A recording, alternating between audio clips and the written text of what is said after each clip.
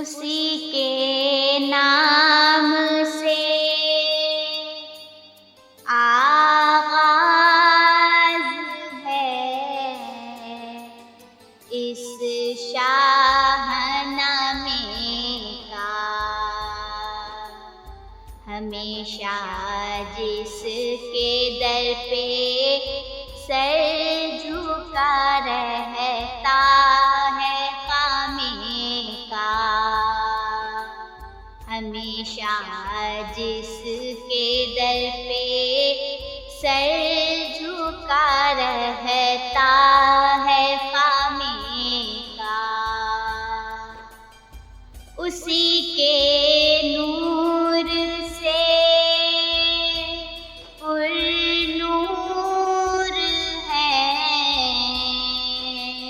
شمس و قمر تارے، وہی ثابت ہے جس کے گرد پھرتے ہیں یہ سیارے، وہی ثابت ہے جس کے گرد پھرتے ہیں یہ سیارے۔ السلام علیکم۔ آج 8ویں روزے کی سحری ہے۔ شاہنامہ اسلام کے ساتھ شبینہ طارق۔ پچھلی ویڈیو میں شاہنامہ اسلام باب پنجم، رسول اللہ کے خلاف اہل مکہ کا معاہدہ، پتھر مارنے والوں کے لیے آن حضرت کی دعائے خیر تک بیان کیا گیا تھا، اور آج ابو طالب اور حضرت خدیجہ الکبریٰ کی وفات کے واقعات۔ شاہنامہ اسلام سے ابو الاسر حفیظ جالندھری نے جس طرح منظوم انداز سے پیش کیا ہے ویسے پیش کرنے کی کوشش کرتے ہیں۔ اللہ تبارک و تعالیٰ اپنی بارگاہ میں قبول فرمائے، آمین یا رب العالمین۔ شاہنامہ اسلام باب پنجم سے آغاز کرتے ہیں۔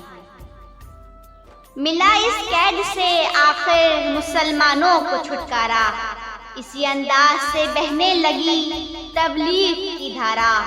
روایت ہے کہ 10واں سال تھا عہد نبوت کا، کہ ٹوٹا آخری رشتہ بھی انسانی حمایت کا۔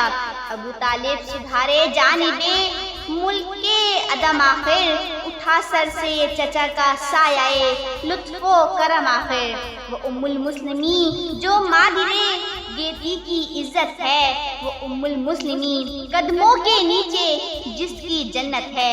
ختیجہ طاہرہ یعنی نبی کی با وفا بی بی، شریک راحت و اندو پابند رضا بی بی۔ دیار جاودانی کی طرف راہی ہوئی وہ بھی، گئی دنیا سے آخر سوئے فردوس بری وہ بھی۔ یہ بیوی تھی وہ ہمدرد یتیمی تھے محمد کے، یہ دونوں غم گسارانے قید قدیمی تھے محمد کے۔ ظرافت کی ادائے طنز سے ایک تیسرا بولا، نہایت باپ پن سے سانپ نے گویا دہن کھولا۔ اگر میں مان لوں تم کر رہے ہو راست گفتاری، تو ہے تم سے تخاطب میں بھی گستاخی بڑی بھاری۔ اگر تم جھوٹ کہتے ہو تو ڈرنا چاہیے تم سے، مجھے پھر بات بھی کوئی نہ کرنا چاہیے تم سے۔ یہ تانے صوفیانہ سن کے بھی ہادی نہ گھبرایا، اٹھا اور اٹھ کے اطمینان و آزادی سے فرمایا کہ حق پر دل نہیں جمتا تو اچھا خیر جانے دو، یہ پیغام ہدایت شہر والوں کو سنانے دو۔ یہ کہہ کر شہر کی جانے چلا اسلام کا ہادی، سنایا قیدیان لات کو پیغام آزادی۔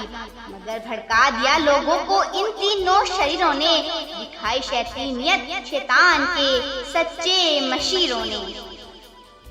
رسول اللہ پھر طائف سے مکے کی طرف آئے، برائے دعوت و تبلیغ حق پھر سر بکف آئے۔ یہاں بہرے تجارت سب قبائل آتے جاتے تھے، رسول پاک انہیں جا کر پیام حق سناتے تھے۔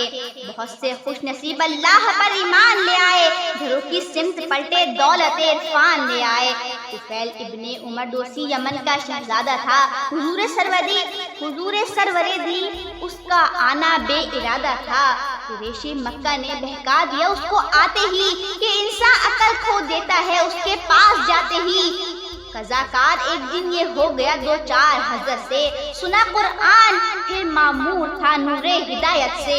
مسلمان بن کے خوش قسمت یمن کی سمت لوٹ آیا، پے تبلیغ حق اہل وطن کی سمت لوٹ آیا۔